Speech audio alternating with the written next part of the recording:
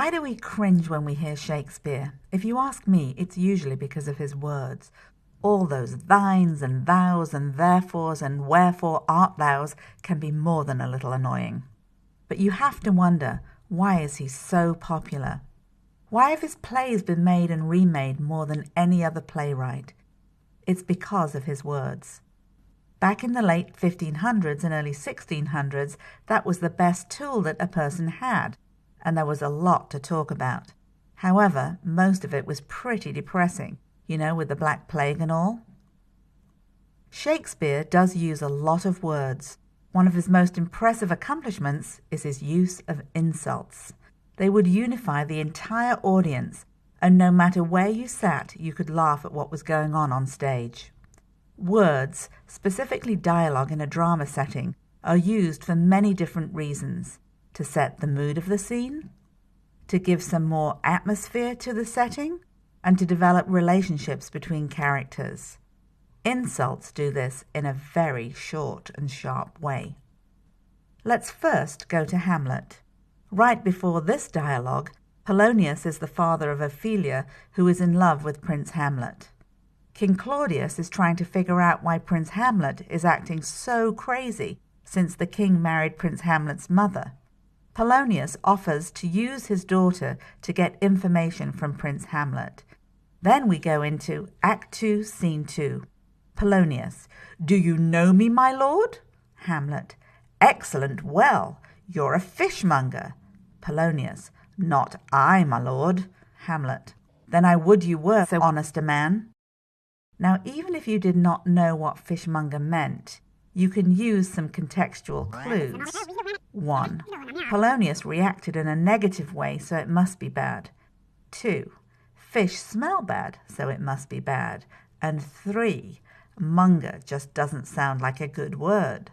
So from not even knowing the meaning, you're beginning to construct some characterization of the relationship between Hamlet and Polonius, which was not good. But if you dig some more, fishmonger means a broker of some type, and in this setting would mean like a pimp, like Polonius is brokering out his daughter for money, which he is doing for the king's favor. This allows you to see that Hamlet is not as crazy as he's claiming to be, and intensifies the animosity between these two characters. Want another example? Romeo and Juliet has some of the best insults of any of Shakespeare's plays. It's a play about two gangs and the star-crossed lovers that take their own lives. Well, with any fisticuffs, you know that there is some serious smack talk going on, and you are not disappointed. In Act 1, Scene 1, right from the get-go, we are shown the level of distrust and hatred the members of the two families, the Capulets and Montagues, meet. Gregory: I will frown as I pass by, and let them take it as they list. Samson: Nay, as they dare, I will bite my thumb at them, which is a disgrace to them if they bear it. Enter Abraham and Balthazar. Abraham: Do you bite your thumb at us, sir? Samson: I do bite my thumb, sir. Abraham: Do you bite your thumb at us, sir? Okay, so how does this development help us understand mood or character? Well, let's break it down to the insult.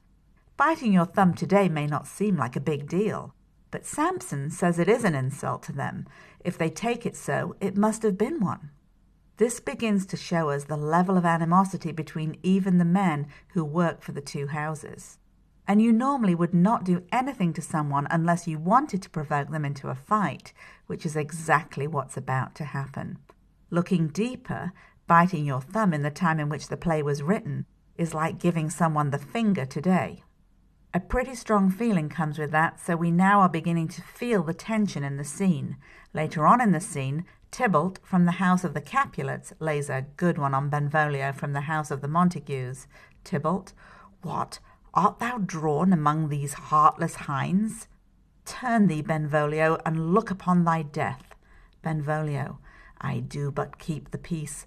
Put up thy sword, or manage it to part these men with me. Tybalt: What, drawn, and talk of peace? I hate the word, as I hate hell, all Montagues, and thee. Have at thee, coward. Okay, heartless hinds. Well, we know that once again, it's not a good thing. Both families hate each other, and this is just adding fuel to the fire. But just how bad is this stinger? A heartless hind is a coward, and calling someone that in front of his own men and the rival family means there's going to be a fight. Tybalt basically calls out Benvolio, and in order to keep his honour, Benvolio has to fight. This dialogue gives us a good look at the characterization between these two characters. Tybalt thinks that the Montagues are nothing but cowardly dogs and has no respect for them. Once again, adding dramatic tension to the scene. Okay, now here's a spoiler alert. Tybalt's hot-headedness and severe hatred of the Montagues is what we literature people call his hamartia, or what causes his downfall. Oh yes, he goes down at the hands of Romeo. So when you are looking at Shakespeare, stop and look at the words, because they really are trying to tell you something.